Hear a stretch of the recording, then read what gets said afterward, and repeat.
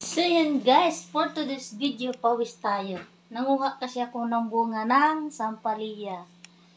So yan siya. Oh, meron pa tayo sa bulls. Oh, tas kumuha na rin kami ng panglagay sa munggo. Ay, ito'y kikilawin natin. Oh, ayan na naman. Marami na naman basher dyan. Sasabihin, naghihirap na ako. Mahirap lang naman talaga ako. Huwag kayong ano dyan.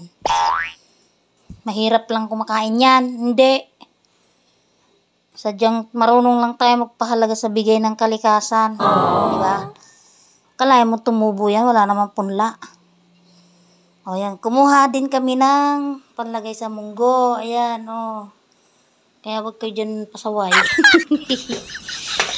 Pawis, pawis. O, diba? Pag may itinanim, pag may bigay ang kalikasan, may aanihin. Wow! O, yan. Yan yung sangkap natin sa kilawin. Kamatis at sibuyas. Kag suka. So, wait a minute. Gawin na natin. Natin siya, nahiwa na. So, abangan nyo guys pag nasangkapan na natin. Masarap to. Ilugasan natin yan ng pangalawang hugas guys. Para make sure na malinis siya. Kasi ligaw nga, di ba?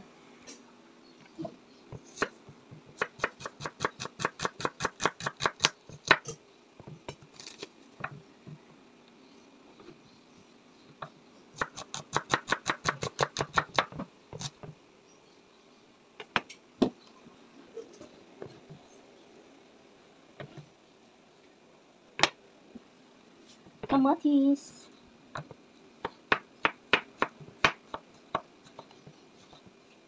Masyado lang hinog.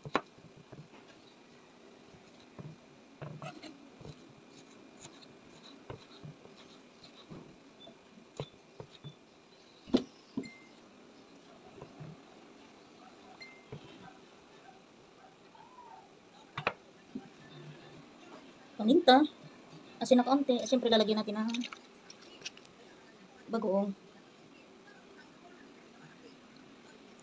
Konti lang guys. Siling labuyo. Yun na, last na sangkap natin suka. At kunting asukal. No guys? Ayaw ko kasing gumamit ng kwan. Guys, asukal. Ayaw kong gumamit ng mga ingredients na hilaw na like sa mga magic or bitchin. Sarap yan, mga idol.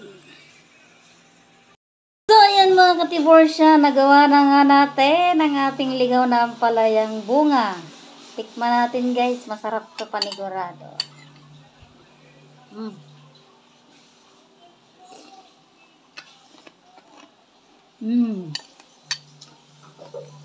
Ayos, salamat sa panonood. Bye.